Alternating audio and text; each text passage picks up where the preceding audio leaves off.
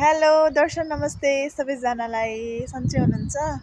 म तपाईहरुलाई चाहिँ हामी बस्ने घर देखाउँछु है त। यो जुन पछाडिको ब्याकग्राउन्डमा देखिरहनु भएको छ नि सेतो घर हो, त्यो चाहिँ हामी बस्ने घर हो। यो घर चाहिँ कति राम्रो छ, सानो परेको चिटिक्क परेको छ क्या। एकदमै ड्रिम होम जस्तै छ मेरो चाहिँ, एकदम मन पर्छ मलाई यो घर। अनि हेर्नु न फुलबारी कति राम्रो फुलहरू फुल्छ, अनि सेम नेपालको जस्तै फुल हो क्या यो है। अनि यो के फुल हो रे यो, मलाई यसको नामै बिर्सेँ मैले। कस्तो राम्रो मिठो बास्ना आउँछ यसको क्या। अनि हाम्रो रुम अगाडि चाहिँ पार्क छ है, कस्तो रमाइलो छ क्या।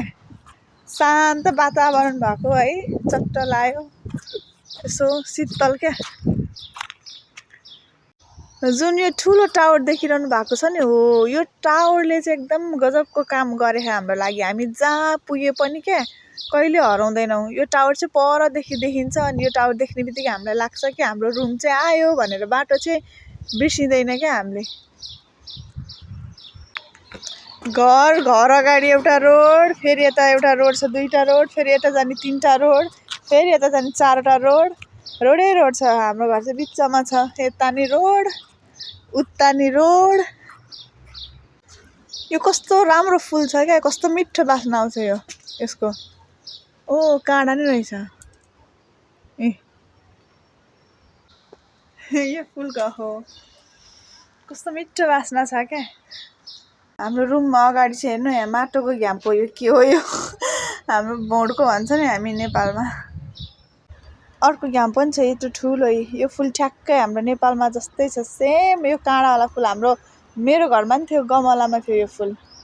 यता पनि घ्याम्पो हो। करेसा बारी।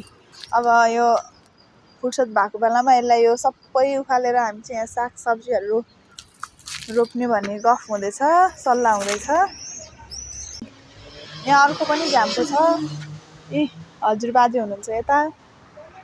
हामीलाई ब्याङ्क जान एकदम नजिक छ, आँगनमै ब्याङ्क छ है। मेवाको बोट छ है पछाडि, यो मेवा कहिले फल्ने हो। यस्तै छ मेरो दिनहरू चाहिँ राम्ररी बितिरहेछ होइन। काममा गयो आयो बस्यो, यसो कहिले काहीँ फुर्सद भएको बेलामा घुम्न गयो, यताउति मार्केट सार्केट गयो होइन। यसरी दिनहरू बितिरहेको छ, रमाइलो भइरहेको छ। विदेशी जीवन तपाईँहरूको कस्तो भइरहेको छ कमेन्ट गर्नुहोला। अनि कुन कुन ठाउँबाट देशबाट मेरो भिडियो हेर्नु हुँदैछ त्यो पनि भन्नुहोला है त। Bye, thank you so much for watching.